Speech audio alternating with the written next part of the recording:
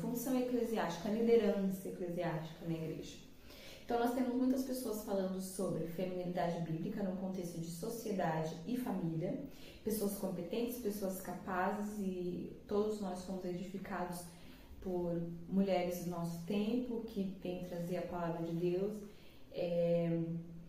de nossas funções, trazendo de volta funções que o Gênesis estabeleceu, né? O livro de Gênesis nos mostra claramente. Mas e na igreja? Se nós não entendemos isso na nossa casa, consequentemente na igreja, iremos agir de forma oposta ao que a Bíblia fala. Não que a igreja interfira na nossa casa, mas a nossa casa interfere na igreja. Então, se a mulher manda na sua casa, quem manda na casa é ela, os filhos têm que reportar ela, o marido tem que reportar ela, com certeza na igreja isso vai ser assim, né? Porque ela está muito acostumada com isso. Provavelmente ela vai ter muita dificuldade com a submissão que a Bíblia impõe, porque se ela não se submete em casa, ela não vai se submeter na igreja, né? Interessante sobre a submissão também, eu posso falar mais sobre, mas essa é uma outra questão que as pessoas têm um pouquinho de dificuldade também, né? Submissão tem a ver com aceitar a missão. Então, aí em Efésios 5 fala sobre, né? Então, seu marido tem uma missão, você está debaixo da missão dele. Um exemplo disso está lá em Gênesis, né? Tudo que a gente precisa está em Gênesis, onde Deus criou o homem para cuidar do jardim. Então, ele deu uma missão para Adão. Adão, cuide do jardim. Viu Deus que não era bom que o homem estivesse só nessa missão. Então, Deus disse, faria uma adjuntora que ele seja capaz, que ele seja semelhante, para ajudá-lo na missão. Então, a missão de Eva era a mesma missão de Adão, cuidar do jardim. Ele tinha a missão e Eva tinha que aceitar a missão, ou ajudá-lo na missão. Então, submissão na Bíblia tem a ver com isso, ajudar na missão. Então, nós temos, por exemplo, quando Jesus se submete ao Pai, Jesus tinha uma missão dada pelo Pai. O Pai tinha também a missão que ele deu ao Filho. Então, Jesus se submete ao mandado do Pai, que é o quê? Salvar o mundo. Então, submissão tem a ver com isso. Então, se o seu marido não é crente, se ele não se converteu, ele não tem uma missão, porque Cristo não é o cabeça dele, né? Então, nós vamos ver também mais pra frente, 1 Coríntios, capítulo 11, diz que Deus é o cabeça de Cristo, Cristo é o cabeça do homem e o homem é o cabeça da sua esposa. Então, Cristo não é o cabeça dele, se ele não é um convertido, né? Ele é filho de Adão, ele é filho da queda. Então, consequentemente, ele não tem uma missão. E nós iremos ir mais a fundo no outro vídeo, já falei demais, né, gente? Mas vamos lá. 1 Timóteo, capítulo 2, as pessoas têm muita dificuldade com esse texto. Por quê? Porque ele vem falar, exercer ordem, dar ordem sobre como seria a função dos líderes da igreja. Então, Paulo, ele escreve as suas epístolas focado na igreja, na organização da igreja, e o livro de Timóteo é um livro que Paulo escreve para o pastor Timóteo. Timóteo seria pastor da igreja de Éfeso. E é muito interessante pensar nisso, porque em Éfeso, nós vemos lá em Atos 17, quando Paulo chega em Éfeso, existe muita idolatria lá. E ele se depara com um povo que não tinha muito conhecimento sobre Deus, mas que era muito idólatra.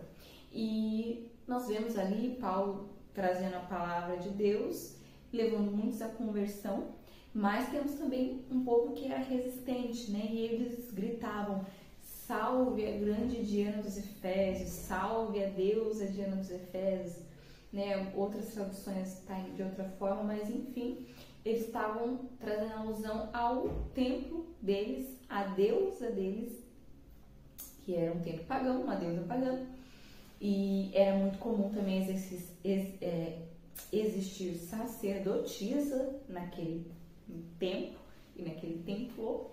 E então é muito interessante a gente pensar isso a princípio. Por quê? Porque quando muitas pessoas se deparam com o livro de Timóteo, capítulo 2 de Timóteo, verso 11, Paulo diz: a mulher aprende, eu estou lendo uma versão ARA, a Almeida Revista Atualizada. A mulher aprenda em silêncio com toda submissão. Verso 12. E não permito que mulher ensine, nem exerça autoridade de homem, esteja, porém, em silêncio. E a continuação ele diz, porque primeiro foi formado Adão, depois Eva. Então, quando Paulo ele usa esse texto, muitas pessoas, eles, na defesa de tentar explicar esse texto, não explicando, eles usam a ideia de que ali era um contexto cultural, era um contexto histórico, era um tempo, uma situação daquela época em que as mulheres eram oprimidas. No contexto grego, sim, as mulheres eram oprimidas, mas no contexto de idolatria, mesmo sendo oprimidas em algumas questões, quem fazia culto eram as mulheres. Quem eram sacerdotisas dos templos eram as mulheres. No ambiente judeu não havia sacerdotisa, mas no ambiente pagão, sim. Então, se nós formos apelar para a cultura e para o momento daquela época, seria irracional nós pensarmos que Paulo está falando isso por causa da cultura. Porque, como nós aprendemos em Atos 17, a grande Diana dos Efésios era uma deusa, mulher, ministrada por sacerdotisas. Então, o que nós devemos aprender aqui? Verso 13, Paulo não fala de cultura, porque na cultura de vocês, né? Não, ele vai para Gênesis, ele vai para a lei, ele usa a história de Adão e Eva, ele traz a queda de volta. Então, ele está mostrando para nós que isso não é um contexto cultural, não é histórico, mas teológico. Grava na sua cabeça. É um problema teológico. Mais especificamente, o problema do pecado. Por isso que no próximo vídeo a gente vai afundar um pouco mais sobre queda e redenção, porque é sobre isso. Então, nós temos também o texto de 1 Coríntios capítulo 11, que a gente já citou aqui, mas a gente vai trazer de novo. Minha visão está muito embaçada por causa dessa luz aqui, mas vamos lá. 1 Coríntios capítulo 11,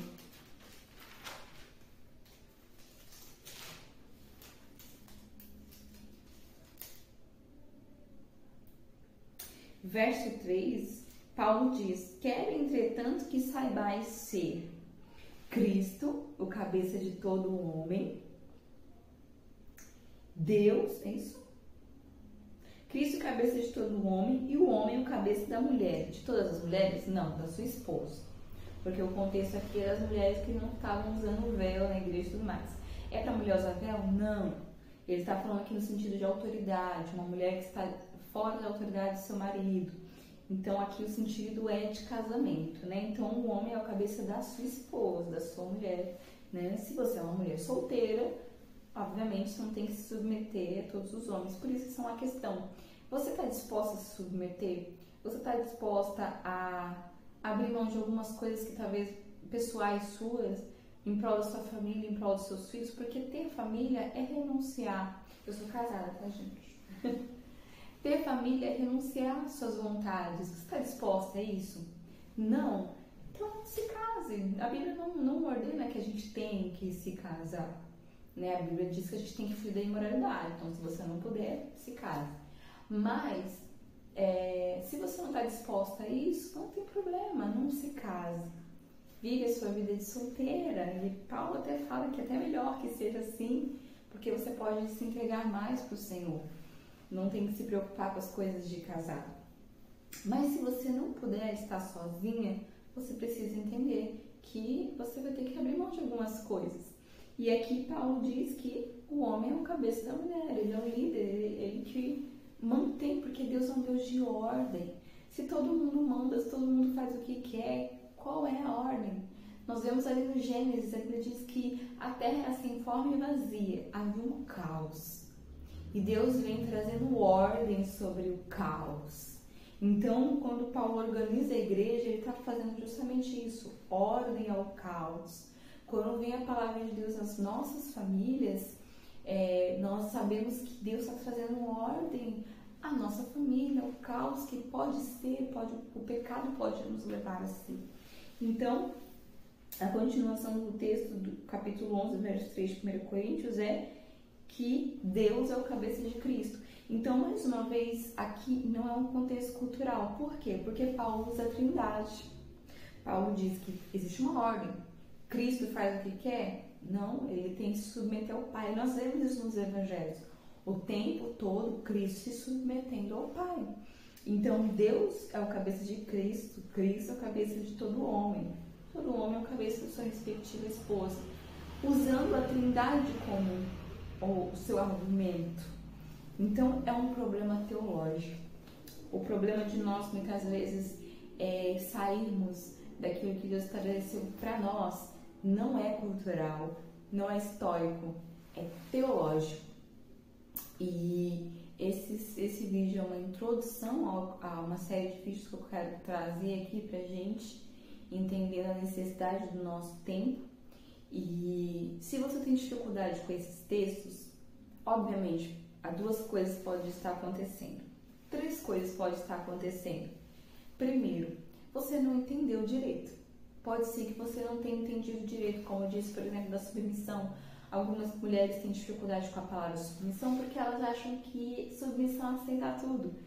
E não é isso. Nós temos exemplo de Abigail e Esther, duas mulheres de Deus, né, na Bíblia, que elas eram casadas com homens que não eram convertidos, homens pagãos, e elas foram usadas pelo Senhor para salvar a sua família, para salvar o seu povo. E elas não se submeteram a tudo porque seus maridos não eram convertidos, como nós já conversamos, né, sobre a missão do homem. Então, talvez você tenha dificuldade com alguns textos bíblicos porque você não entendeu direito.